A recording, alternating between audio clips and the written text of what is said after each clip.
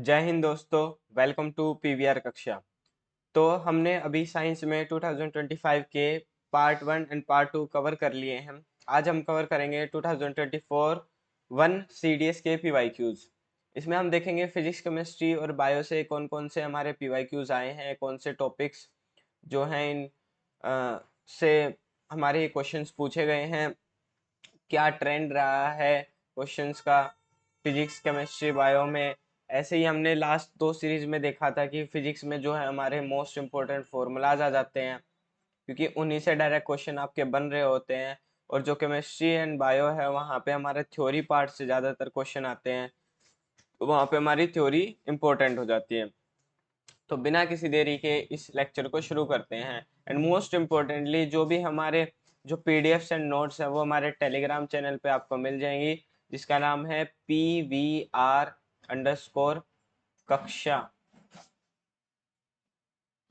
आपको ये लिंक भी आपको डिस्क्रिप्शन में मिल जाएगा, और इसको अगर आप टेलीग्राम पे सर्च करेंगे तो आपको चैनल मिल जाएगा। वहाँ पे सारे जो भी हमने अब तक कवर करवाए हैं, ज्योग्राफी, इंग्लिश जो चल रही है, साइंस अभी जो ऑनगोइंग है, इन सब के जो नोट्स की पीडीएफ है वो आपको अवेलेबल रहेगी। एडिशनली हम जो इंग्लिश के लिए हम ट्रिक्स और जो नोट्स हैं वो भी प्रोवाइड कर रहे हैं बाकी सब्जेक्ट्स के लिए, तो वो भी आप वहां से ले सकते हैं।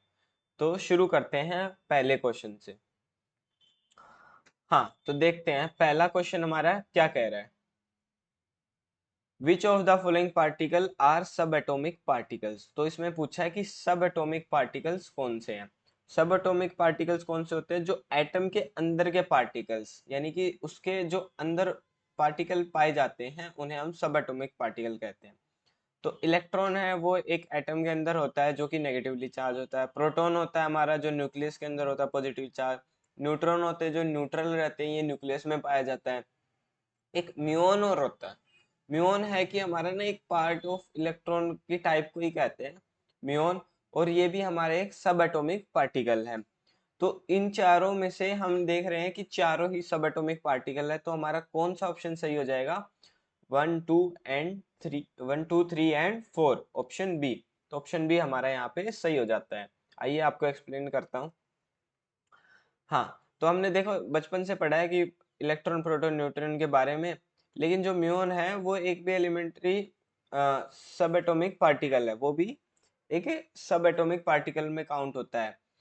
ये इलेक्ट्रॉन की फैमिली, जैसे मैंने बताया कि एक इलेक्ट्रॉन की ही टाइप जैसा है, लेप्टॉन से बिलोंग करता है। बस मास में थोड़ा क्या है कि ये हैवी होता है, भारी होता है उससे।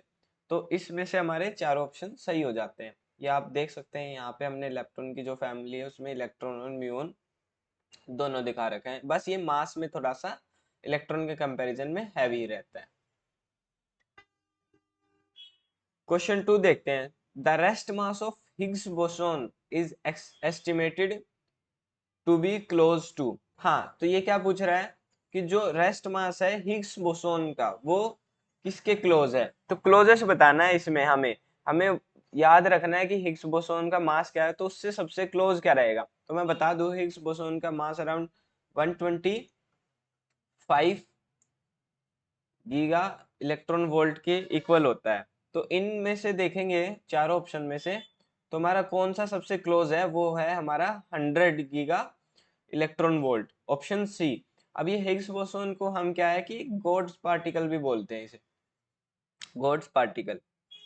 ये बहुत ही ज्यादा स्टेबल रहता है। हिग्स बोसोन जिसे गॉड पार्टिकल भी कहते हैं, उसका मास अप्रोक्सीमेटली 125 गीगा इलेक्ट्रॉन वोल्ट होता है, और वही हमारा कि 100 गीगा इलेक्ट्रॉन वोल्ट के सबसे क्लोज है। हमें यूनिट्स का खासकर ध्यान देना होगा कि गीगा में पूछा है या मेगा में, तो इनसे बहुत ज्यादा फर्क आ जाता है। तो ये नहीं कि आपको बस वो देखना है कि कांस्टेंट नंबर क्या है, आपको उसकी यूनिट भी देखनी होगी। क्वेश्चन थ्री क्या कहता है? Which one of the following correctly describe the principle of working of N atomic clock. Atomic clock का प्रिंसिपल किस पे बेस्ड होता है? ये हमारा बेस्ड होता है रेजोनेंट फ्रीक्वेंसी इन सीजियम। जो हमारा सीजियम मेटल होता है उसकी जो रेजोनेंट फ्रीक्वेंसी है उस पे बेस होता है, या रुबिडियम। तो ऑप्शन सी है ना, वो यहाँ पे हमारा सही हो जाएगा। तो दो तरह की हमने क्लॉक देखी, एक तो क्वार्ट्ज पार्टिकल पे बेस होती है, हाँ सॉरी, और एक हमारी है एटॉमिक। तो एटॉमिक में क्या किस पे बेस होती है वो, रेजोनेंट फ्रीक्वेंसी इन सीजियम और रुबिडियम एटम। ये देखिए यहाँ पे रिप्रेजेंटेशन में आपको दिख रहा होगा, जैसे जैसे उनके इलेक्ट्रॉन जिस रेजोनेंट फ्रीक्वेंसी में रहते हैं उस पे बेस्ड हमारी ये क्या है, क्लॉक रहती है। ये जो है क्वार्ट्ज क्रिस्टल से कहीं ज्यादा एक्यूरेट रहती है। तो जो भी हमारे जीपीएस और इंटरनेशनल टाइम कीपिंग में है, इसी को स्टैंडर्ड मान के काम किया जाता है। तो ये हमारी क्या है, स्टैंडर्ड मानी जाती है एटॉमिक क्लॉक्स, जिसमें कि सीजियम 133 या रुबिडियम एटम्स की रेजोनेंट फ्रीक्वेंसी यूज होती है। क्वेश्चन 4 क्या कह रहा है, which of the following statement is are correct about vaccination that provide protection against an infectious disease. तो जैसे जब हमारा कोरोना आया था तो सबको वैक्सीन लग रही थी। तो ये वैक्सीन का काम क्या होता है, क्या करती है वैक्सीन। तो उस वैक्सीनेशन से जो हमारी वैक्सीन है वो क्या करती है, वो एंटीबॉडीज क्या है प्रोड्यूस करती है। यानी कि उस जो भी वायरस होता है उससे लड़ने के लिए कुछ एंटीबॉडीज, कुछ सिपाही मान लो, आर्मी ऑफ एंटीबॉडीज हमारी क्या है प्रोड्यूस करती है, ताकि इससे लड़ सके और इसको खत्म किया जा सके, अपने इम्यून सिस्टम को इतना बेहतर बढ़िया बनाया जा सके ट्रेन होके, ताकि वो इस वायरस को झेल पाए, उसको खत्म कर पाए। तो हमारा जो ऑप्शन 2, ये जो सेकंड स्टेटमेंट है, it produce antibodies against infection, तो ये हमारी सही हो जाती है। तो ऑप्शन भी हमारा यहाँ पे सही रहेगा। ये देखो, ये आपका वायरस है, ये डिफेंस जो है प्रिपेयर किया है, ये इसको फिर खत्म कर देता है रोक के। तो ये क्या है कि वैक्सीन कोई शील्ड नहीं है जो वायरस को अंदर आने से रोके, ना ही कि डायरेक्ट किल करता है, ये मतलब उसको मार नहीं देगा। ये वैक्सीन क्या करती है, बॉडी में एंटीबॉडीज बनाना सिखाती है, ताकि ह्यूमन सिस्टम फ्यूचर में इन्फेक्शन से अपने आप लड़ सके। तो तभी जो वैक्सीनेशन हुआ था आपका, वो उसके बाद से जो हमारे अंदर एंटीबॉडीज होगी जो कि कोरोना वायरस से लड़ सकता है, उसको टैकल कर सकता है।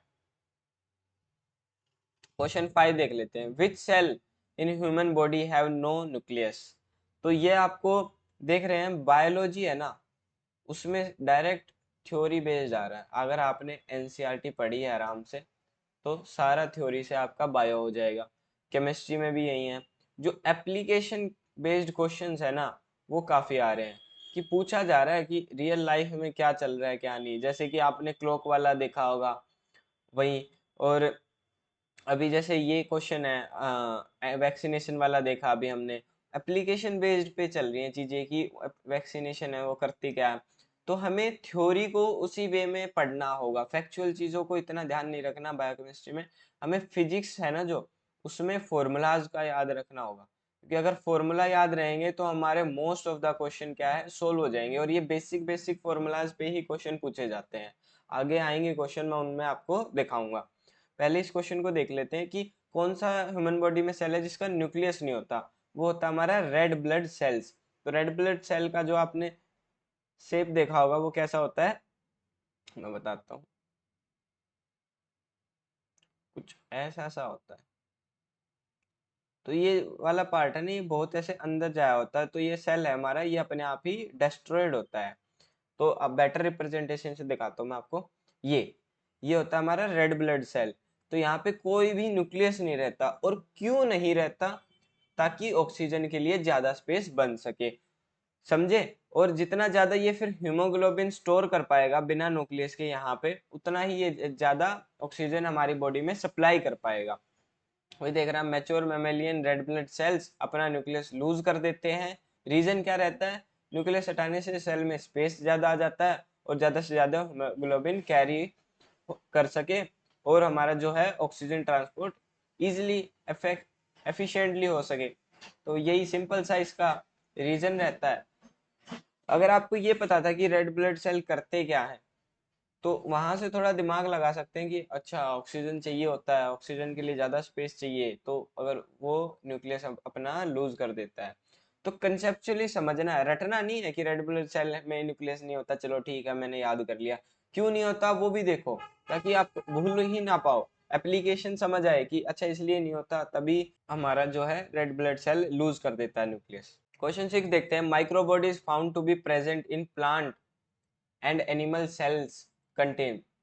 तो जो भी माइक्रो बॉडीज होती हैं प्लांट और एनिमल सेल में होती हैं उनका काम क्या रहता है। उनके अंदर क्या है कि एंजाइम्स होती हैं। हाँ, उनके अंदर डिफरेंट डिफरेंट क्या है कि हमारी एंजाइम्स रहती हैं और उनका अलग अलग काम रहता है सभी सेल्स में। तो मैं आपको रिप्रेजेंटेशन दिखाता हूँ। ये जैसे कि ये सेल है, इनमें क्या है एंजाइम्स है, और ये एंजाइम्स क्या काम करेंगे, हमारा ऑक्सीडेशन का काम करेंगे। तो जो भी माइक्रो बॉडीज जैसे पेरोक्सिसोम्स, मेम्ब्रेन बाउंड वेसिकल्स होते हैं, जिनके अंदर क्या है वेरियस एंजाइम्स भरे होते हैं, और एंजाइम्स क्या है ऑक्सीडेशन रिएक्शन में हेल्प करते हैं। प्लांट और एनिमल सेल दोनों में ये पाया जाता है। अब देखो इसमें आपने एप्लीकेशन समझा कि जो भी ये माइक्रो बॉडीज होती हैं उनके अंदर क्या रहता है, उनके अंदर रहती है एंजाइम, और एंजाइम क्या करती है वो ऑक्सीडेशन में हमारी क्या है रिएक्शन में हेल्प करती है।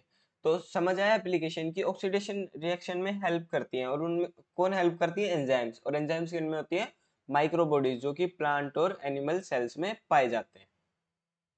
क्वेश्चन 7 क्या कह रहा है, an antibacterial enzyme present in saliva and tear is called. ठीक है, जो भी हमारा सलाइवा होता है और टीयर होते हैं और ये स्वेट में भी होता है, तो ये बताना है कि ये कौन सा एंजाइम होता है। ये हमारा एंजाइम का नाम होता है लाइजोजाइम।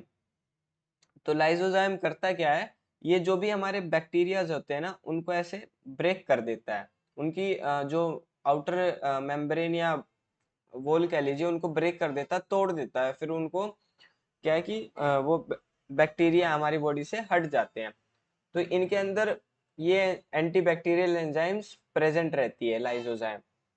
ये देखिए, तो लाइजोजाइम क्या कर रहा है, जो भी ये क्या है बैक्टीरिया है उनकी सेल वॉल को तोड़कर उन्हें डिस्ट्रॉय कर देता है, इसलिए इसे एंटीबैक्टीरियल एंजाइम कहते हैं। और ये हमारे किस में पाया जाता है, सलाइवा हो गया, टीयर्स हो गए, स्वेट हो गया।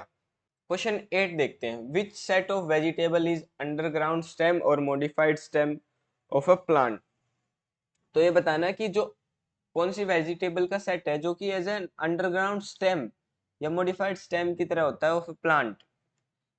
तो वो हमारा होता है जैसे कि पोटैटो होता है, मान लो उसके अंदर ऐसे ऐसे ऐसे वो निकले होते हैं, आई बोलते हैं जिन्हें, वो एज ए नोड्स होती हैं, नोड्स की तरह निकले होते हैं, और ये हमारी क्या है एज ए स्टेम होती है। और ये कहाँ होता है, ये होता है हमारा अंडरग्राउंड।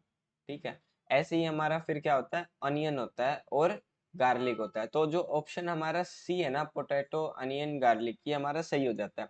बाकी जो टर्निप यानी कि शलगम हो गया, ये राउंड गोर्ड हो गया, ये क्या होती है, इनमें रूट्स जैसा होता है, मतलब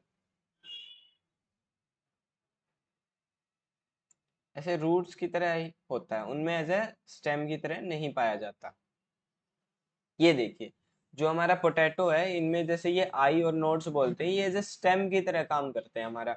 और जो जैसे कि ये होगी, ये है हमारी टैप रूट्स, जो कैरेट में दिख रहा होगा आपको, इन्हें हम रूट्स बोलते हैं, जो अंडरग्राउंड ऐसे निकले होते हैं रूट्स। तो ये सभी मॉडिफाइड अंडरग्राउंड स्टेम है, ट्यूबर एंड बल्ब भी इन्हें बोलते हैं। बल्ब जैसी शेप होगी, जैसे आपने देखा होगा पोटैटो की भी दिख रही है, ऑनियन भी देखा है, गार्लिक उनकी। और जो कैरेट और टर्निप है वो मॉडिफाइड रूट्स हैं। तो एग्जाम में याद रखना है कि जो पोटैटो में आईज होती हैं, जो नोड्स हैं, इसलिए वो स्टेम है, रूट नहीं, इनको इसलिए स्टेम बोला गया। Question 9, which one of the following is an amphoteric oxide. Amphoteric समझते हैं पहले होता क्या, एम्फोटेरिक मतलब होता है कि जो बेस के साथ भी रिएक्ट कर ले, जो बेस के साथ भी रिएक्ट कर ले, और जो एसिड के साथ भी रिएक्ट कर ले। तो ये हमारी कौन सी ऑक्साइड होती है, ये हमारी होती है Al2O3, एल्यूमिनियम ऑक्साइड। हाँ, तो जो Al2O3 है एल्यूमिनियम ऑक्साइड, एम्फोटेरिक होती है, मतलब कि ड्यूअल नेचर, ये रिएक्ट करेगा एसिड के साथ भी और बेस के साथ भी। और जो बाकी हमारे ऑप्शंस हैं Na2O और MgO, ये बेसिक होती है हमारी, और जो P2O P4O10 है ये एसिडिक होती है। इसको हम याद कैसे कर सकते हैं, एम्फोटेरिक, एम्फोटेरिक मतलब कि ऐसे याद रख सकते हो अपना, एम्फोटेरिक मतलब अपना, अपना जिसके साथ बनेगा हम उसके साथ जाएंगे, अपना एसिड के साथ बनेगा तो एसिड के साथ चल लेंगे, बेस के साथ बनेगा बेस के साथ चल लेंगे, जो मिल जाए दोनों के साथ रिएक्ट कर लेंगे, हमें कोई ऐसा स्पेसिफिक नहीं है कि भाई मैं बेस के साथ ही करूंगा या मैं एसिड के साथ ही करूंगा, अपनी फिजिबिलिटी देखता है ये। तो आइए क्वेश्चन 10 देख लेते हैं। क्वेश्चन 10 में क्या पूछ रखा है, correct order of octane number of butane, pentane, hexane and cyclohexane. तो ऑक्टेन नंबर हमारा क्या होता है, जितना मतलब कि इसमें कम कार्बन एटम रहते हैं हमारा ऑक्टेन नंबर उसका उतना ही हाई रहता है, और जितना ऑक्टेन नंबर बढ़ेगा उतना ही हमारी जो क्वालिटी है वो ज्यादा देखी जाती है। किसकी, पेट्रोल या गैसोलीन की। तो जो पेट्रोल और गैसोलीन की क्वालिटी है वो हम ऑक्टेन नंबर से ही मेजर करते हैं। तो अब इन चारों में इनका कंपैरिजन देख लेते हैं। सबसे कम कार्बन वाली चेन है ब्यूटेन, तो हमारी सबसे आगे आ जाएगी। तो ऑप्शन जो हमारा डी वो एलिमिनेट हो गया। अब एलिमिनेशन से देखते हैं इसमें।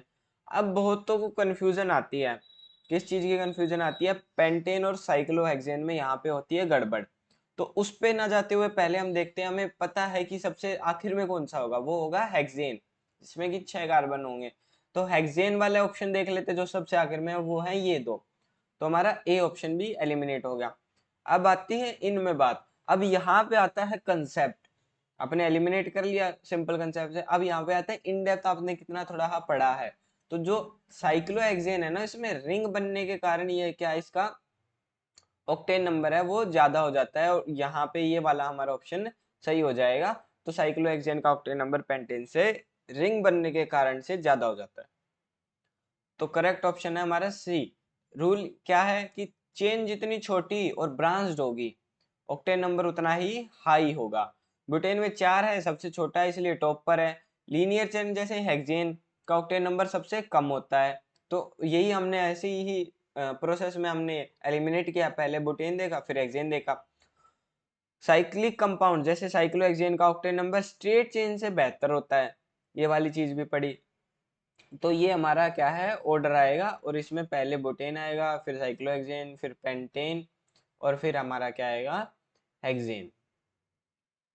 क्वेश्चन 11 देखते हैं। Which one of the following is the correct order of reactivity of magnesium, aluminium, zinc and iron with HCl। तो ये रिएक्टिविटी से सीरीज से डायरेक्ट क्वेश्चन आ रखा है। अगर आपको वो सीरीज याद है तो कर पाओगे आसानी से, और कुछ नहीं है। मतलब ये क्वेश्चन सिर्फ 10 सेकंड भी नहीं लेगा आपका, अगर आपको सीरीज याद है तो। सीरीज के अकॉर्डिंग हमारा क्या रहता है कि जो मैग्नीशियम है वो सबसे ज्यादा रिएक्टिव होता है, फिर हमारा होता है एल्यूमिनियम, फिर आएगा हमारा जिंक, फिर आएगा हमारा आयरन। तो ये ऑर्डर हमें देखना है, ठीक है। अब इस ऑर्डर के अकॉर्डिंग देख लेते हैं, हमारा जो ऑप्शन ए है वो सही हो जाएगा। आइए समझते हैं। तो ये हमारी होती है सीरीज। इसमें क्या है, मोस्ट रिएक्टिव हो गया मैग्नीशियम और लीस्ट रिएक्टिव हो गया आयरन। रिएक्टिविटी क्या है हमारी, ऐसे डिक्रीज हो रही है, ठीक है। अब इसका तरीका क्या है याद रखने का, इसका तरीका है, तो इसकी ट्रिक क्या रहेगी, केदारनाथ का माली आलू जरा फीके पकाता है। तो इससे आप पूरी जो रिएक्टिविटी सीरीज है वो याद रख सकते हैं। केदारनाथ मतलब के से पोटेशियम, एन से सोडियम, सी से कैल्शियम, माली मैग्नीशियम, एल्यूमिनियम, जिंक, आयरन, फीके पकाता है। तो मैग्नीशियम सबसे ऊपर आता है मोस्ट रिएक्टिव, और जो है Fe आयरन सबसे लीस्ट रिएक्टिव है, नीचे आता है। तो सीक्वेंस याद रखनी है, आंसर तभी मिल जाएगा। इसकी मैंने एक और ट्रिक आगे आपके लिए लगा रखी है, उसको देखते हैं एक बार। यह है पूरी ट्रिक। इस ट्रिक में क्या कह रहा है, please stop calling me algebra, मुझे ऑल जेब्रा मत बुलाओ। I truly like her calling me smart goat. मतलब इस ट्रिक से आपको, इस सेंटेंस से ये पूरी आपको जो सीरीज है वो याद हो जाएगी। प्लीज से आपका बन जाएगा पोटेशियम, स्टॉप से जो आ जाएगा सोडियम, कॉलिंग से कैल्शियम, मैग्नीशियम आ जाएगा मी से, ऑल से एल्यूमिनियम, जेब्रा से जिंक, आई से आयरन बन जाएगा, ट्रूली लाइक टिन, लेड, हर हाइड्रोजन, कोलिंग यानी कि अब यहाँ पे कोलिंग में आ गया कॉपर, क्योंकि एक कोलिंग में हमने कैल्शियम बना लिया। मी, मी से मरकरी, स्मार्ट सिल्वर, गोल्ड से गोल्ड।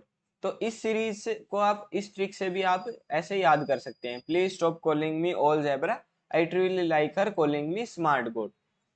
तो दो ट्रिक आपको दिखा दी, एक यहाँ पे है और एक यहाँ पे है रिएक्टिविटी सीरीज याद करने की।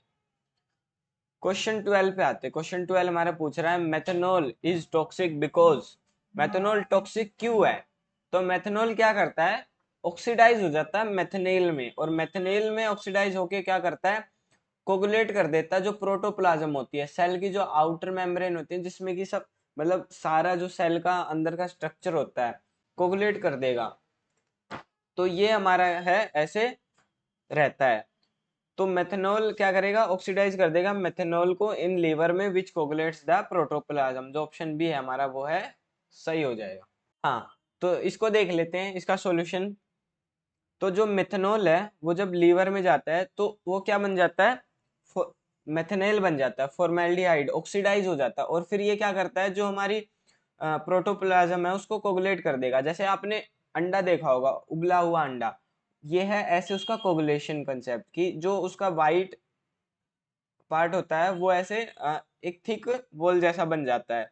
तो यही काम हमारा मेथेनॉल कर देता है प्रोटोप्लाज्म के साथ, और फिर हमारा उससे गड़बड़ होती है। मेथनॉल खुद उतना डेंजरस नहीं होता, पर हमारा लीवर उसे मेथेनॉल में कन्वर्ट कर देता है। ये मेथेनॉल सेल क्या है, प्रोटोप्लाज्म को वैसे ही जमा यानी कोगुलेट कर देता है जैसे बॉईल करने पर एग हार्ड हो जाता है, इसलिए ये फैटल है, मतलब डेंजरस है। क्वेश्चन 13 क्या कह रहा है, विनेगर इज, तो विनेगर पूछा है किस चीज का सॉल्यूशन है, तो इसका आंसर सीधा सीधा आएगा अगर आपने एनसीईआरटी की थ्योरी पढ़ रखी है तो। सिंपल सा रूल है, बायो और केमिस्ट्री में पढ़नी होगी आपको एनसीईआरटी की थ्योरी, सारे क्वेश्चन उसी से आ रहे हैं। सिंपल क्वेश्चन पूछा है विनेगर किस चीज का क्या है सॉल्यूशन, ये होता है हमारा 5 से 8% of acetic acid in water. ये देखिए 5 से 8% एसिटिक एसिड रहता है, बाकी वाटर रहता है, और इसी सॉल्यूशन को हम क्या कहते हैं, विनेगर कहते हैं।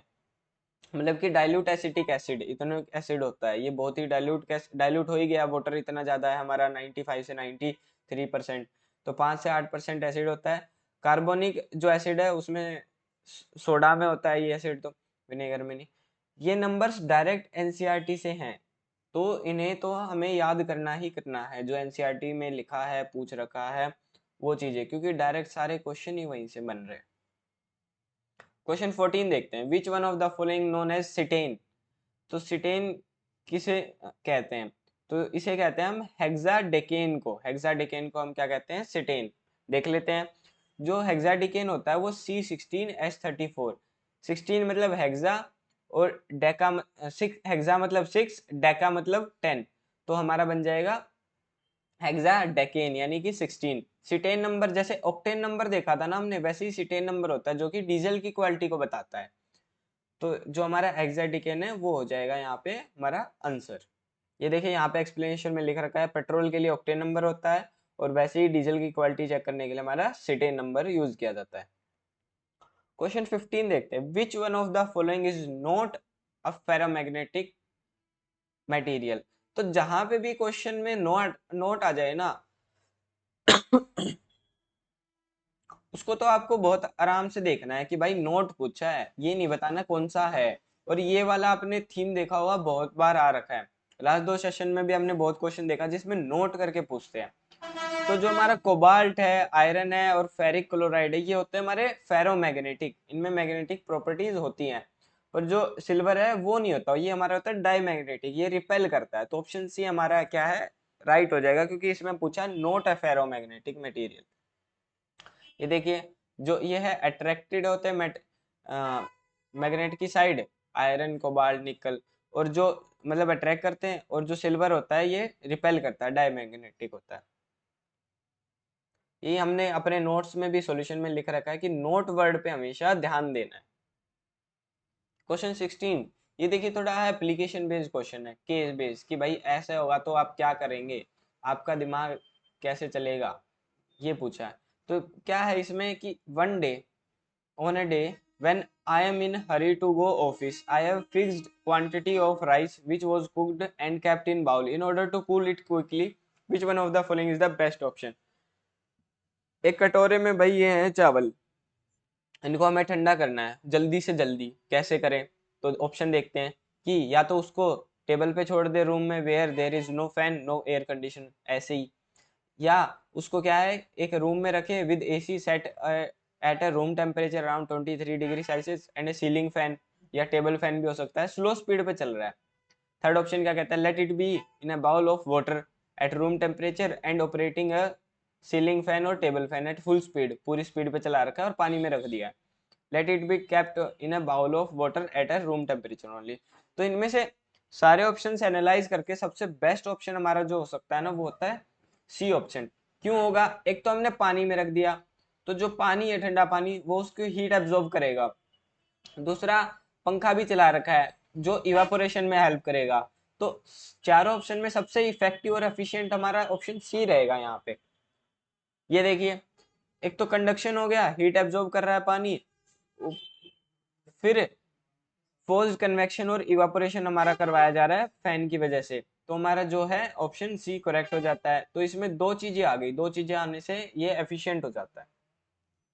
क्वेश्चन 17 पूछा, the casual organism of dengue fever is a mosquito borne virus which belongs to which one among the following categories. तो ये बताना है कि जो ऑर्गेनिज्म है डेंगू फीवर जिससे आता है मॉस्किटो बोर्न वायरस, किस कैटेगरी से जो ये वायरस है बिलोंग करता है। तो इसकी मैंने जो ट्रिक है वो याद कर रखी है। तो मॉस्किटो क्या करता है, आपके कान के आसपास क्या करता है, फ्लाई करता है। फ्लाई करता है तो इसके अंदर कौन सा वायरस होता है, फ्लेवी राइबो वायरस होता है। ये ऐसी चीजें हैं जो ना आपको ट्रिक बना के याद करनी पड़ेंगी, ताकि आपको दिखते ही समझ आ जाए, वो ट्रिक चमके दिमाग में और आंसर सही हो पाए। ये देखिए, डेंगू फीवर हमारा होता है फ्लेवी राइबो वायरस से। ठीक है, ऐसे ही ट्रिक क्या रहेगी इसकी, फ्लाई करता है डेंगू अपने कान के पास, तो इसमें कौन सा होता है, फ्लेवी राइबो वायरस। ठीक है, क्वेश्चन 18 हमारा क्या कह रहा है, from which among of the following are blood clotting factor release. तो जो ब्लड को क्लोट करता है, जैसे कई बार आपको चोट लग जाती है तो उसके ऊपर एक क्लोटिंग हो जाती है, एक लेयर बन जाती है हार्ड ब्लड की, तो वो हमारी जो है वो कहाँ से, वो फैक्टर कौन सा रिलीज करता है, वो होते हैं हमारे प्लेटलेट्स। ऑप्शन सी हमारा यहाँ पे सही हो जाएगा। ये देखिए, जब हमें चोट लगती है तो प्लेटलेट ही सबसे पहले एक्टिव होते हैं और क्लोटिंग फैक्टर रिलीज करते हैं। आरबीसी क्या करते हैं, वो तो ऑक्सीजन कैरी करते हैं, क्लोटिंग नहीं करते, समझे। तो हमारा प्लेटलेट्स की ये हमारी यूज रहता है। क्वेश्चन 19 क्या कह रहा है, pulse is felt due to the rhythmic contraction and relaxation of. तो पल्स होती है जो हमारी हाथ में, नेक पे, तो ये किसकी रिदमिक कॉन्ट्रैक्शन और रिलैक्सेशन से होता है, ये होता है हमारा aorta and main arteries. Aorta वो होती है जहां से हमारा हार्ट से डायरेक्ट ब्लड जाता है, और ये ओर्टा क्या करती है, हमारी जो मेन आर्टरीज होती हैं, मेन आर्टरीज जो हमारी नेक में और हाथ में होती है ना, वहाँ पे ब्लड सप्लाई करता है। तो इनकी रिदमिक कॉन्ट्रैक्शन रिलैक्सेशन से हमारी जो है पल्स फील होती है। तो ऑप्शन सी हमारा यहाँ पे सही हो जाएगा। हाँ, वेल्व ऑफ हार्ट से ये तो क्या है, धड़कन होती है अंदर, जो हम हार्ट बीट बोलते हैं, वो फील होता है। हमारी पल्स हमारी ओर्टा और मेन आर्टरी से होगी। ये देखिए यहाँ पे, यहाँ से हार्ट से ब्लड गया और ये आए हमारी मेन आर्टरीज में, तो ये जो ऐसे कॉन्ट्रैक्शन रिलैक्सेशन होगा, ब्लड फ्लो होता है, तो हमारी पल्स जो है वो फील होती है। ठीक है, question 20, the correct order of atomic radius of lithium, sodium, beryllium and oxygen. तो इनमें बताना है कि सबसे सही रेडियस का जो है वो क्या पैटर्न है। तो अब देखिए, जो भी हमारी पीरियोडिक टेबल आपको विजुलाइज करनी पड़ेगी इसमें, कि ये एलिमेंट प्रेजेंट कैसे हैं। तो ये देखो, यहाँ पे ये हमारे एलिमेंट प्रेजेंट है और ऑक्सीजन हमारा यहाँ पे प्रेजेंट है। और पीरियोडिक टेबल का ट्रेंड क्या रहता है, जैसे जैसे हम लेफ्ट टू राइट जाएंगे हमारा जो साइज है वो क्या करेगा, डिक्रीज करता है। और जैसे हम टॉप टू बॉटम जाएंगे वैसे वैसे हमारा क्या है, साइज इंक्रीज करेगा। तो आपने ये प्लॉट किया है ऐसे। अब कंपैरिजन देख लो, देखो भाई, एक तो ये सबसे लेफ्ट में है बड़ा, और ऊपर से ये इनसे नीचे है, तो ये सबसे बड़ा हो जाएगा। सोडियम सबसे बड़ा, देखो ये दोनों ऑप्शन हमारे क्या है, एलिमिनेट हो जाते हैं। अब ये देखना है ऑक्सीजन जो है, एक तो ऊपर सोडियम वाले से, और सबसे राइट में है, तो ये सबसे छोटा हो जाएगा। अब इसमें से भी हमारा ऑप्शन वही ए और बी निकल के आता है। अब इन दोनों में देखना है, तो अब ये दोनों ना सेम लेवल पे हैं, तो सेम लेवल पे हम क्या चेक करेंगे, कौन कितना लेफ्ट में है वो उतना बड़ा होगा। तो लिथियम बेरिलियम से लेफ्ट में है तो ये बड़ा हो जाएगा। तो हमारा जो ऑप्शन है वो आएगा ए। सोडियम, लिथियम, बेरिलियम, ऑक्सीजन, ये हमारी सीक्वेंस रहेगी। देखो यहाँ पे यही रिप्रेजेंट कर रखा है कि लिथियम वाला जैसे नीचे जाएंगे साइज इंक्रीज होगा, लेफ्ट टू राइट जाएंगे साइज हमारा डिक्रीज होगा, और कंपेयर कर लेना फिर। क्वेश्चन 21 क्या कहता है, which one of the following catalytic systems is used for the reduction of unsaturated hydrocarbon to saturated hydrocarbon. Unsaturated होते हैं हमारे एल्कीन एल्काइन, जिनमें कि डबल बॉन्ड ट्रिपल बॉन्ड होता है, तो उसको सैचुरेटेड बनाना है, यानी कि उसको सिंगल बॉन्ड में कन्वर्ट करना है। और डबल या ट्रिपल बॉन्ड से जब हमें सिंगल बॉन्ड में कन्वर्ट करना पड़ता है तो हमें इसको क्या है, एक्स्ट्रा हाइड्रोजन देनी पड़ेगी। हाइड्रोजन देंगे तभी तो वो बॉन्ड ब्रेक करेगा, और हाइड्रोजन देने के प्रोसेस में हमारे कौन से कैटलिस्ट होते हैं, वो होते हैं निकल एंड H2। और इस रिएक्शन को हम क्या कहते हैं, सेबिटेरियर सेंड्रेंस रिएक्शन का नाम भी बोला जाता है। ये देखो आपको एग्जांपल में दिख रहा होगा, यहाँ पे डबल बॉन्ड था, ये सिंगल बॉन्ड बन गया। क्या किया है इसने, सॉरी ये नहीं आया, दो हाइड्रोजन अपनी तरफ से इस कैटलिस्ट ने इसे दे दी, तो ये सिंगल बॉन्ड बना लिया। तो ये आपको याद रखनी है, कुछ रिएक्शंस हैं हमारी केमिस्ट्री में जो दे रखी हैं, जिनके कैटलिस्ट और उस रिएक्शन का जो यहाँ पे इनपुट आउटपुट क्या रहता है, कि वो किस चीज़ से क्या बनाता है, ये थोड़ा बहुत हमें याद रखना पड़ेगा। इसको हम हाइड्रोजनेशन भी बोलते हैं, क्योंकि हाइड्रोजनेशन कैसे, कि हाइड्रोज दी है, जनरेट की है उसमें, तो उसे हाइड्रोजनेशन बोल दिया। क्वेश्चन 22 देखते हैं, which one of the following has the highest ionic character. Ionic character सबसे ज्यादा किस में होगा, ये तब होता है जब एक मेटल होता है, एक नॉन मेटल होता है।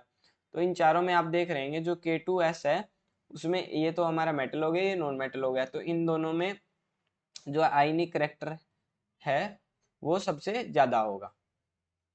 तो ऑप्शन डी हमारा सही हो जाता है। सिंपल लॉजिक है कि आयनिक बॉन्ड तब बनता है जब मेटल और नॉन मेटल मिलते हैं। पोटेशियम एक स्ट्रॉन्ग इलेक्ट्रोपॉजिटिव मेटल है और सल्फर नॉन मेटल है, इसलिए इनका बॉन्ड हाईली आयनिक होगा। बाकी ऑप्शन में क्या है कि SiO2 है, NCl3 है, तो ये क्या है, नॉन मेटल में है। नॉन मेटल में क्या बनता है, कोवलेंट बॉन्ड बनता है। और BeF3 है, तो बेरिलियम का जो साइज है वो स्मॉल होने के कारण क्या बनाता है, कोवलेंट बॉन्ड बनाता है। और ये हमारा जो फेजांस रूल होता है ना, वो यही बताता है कि बेरिलियम और ये इसमें कोवलेंट बॉन्ड क्यों बनता है। क्वेश्चन 23 देखते हैं, विच green house gas has maximum average residence time in the atmosphere. ये आपने सिंपल एनसीईआरटी में पढ़ी होगी थ्योरी, कि कौन सी ग्रीन हाउस गैस है जो एटमोस्फेयर में सबसे ज़्यादा टाइम तक रहती है। और यही गैस है जो हमारी ओजोन लेयर को डिप्लीट कर रहा है, मतलब कि उसको डिग्रेड कर रहा है, ख़त्म कर रहा है। तो ये कौन सी गैस होती है हमारी, CFC क्लोरोफ्लोरोकार्बन। इसका जो टाइम रहता है वो अराउंड 50 से 1000 साल तक होता है, ये तब तक खत्म ही ना हो। तो ये हमारी सबसे डेंजरस गैस रहती है, जो कि हमारे फ्रिज वगैरह हैं इसको क्या है, निकालते हैं। और ये हमारी जो ओजोन लेयर है उसको बहुत ही खराब करता है, डिग्रेड करता है। ठीक है, बाकी जो है जैसे मीथेन है, ये 12 साल, और जो वाटर वेपर है सिर्फ कुछ दिन तक ही रहते हैं। इसलिए CFCs हैं जो ओजोन लेयर के लिए इतने डेंजरस है। ओके, तो यहाँ पे आ जाता है हमारा लास्ट क्वेश्चन, क्वेश्चन 24। इसको देख लेते हैं, which of the following statement is are correct. तो पहली स्टेटमेंट क्या है, angular velocity for all location on the earth surface is same by linear velocity varies. तो बोला है कि जो एंगुलर वेलोसिटी है वो सेम रहेगी हर जगह, और जो लीनियर वेलोसिटी है वो क्या है, वेरी करेगी।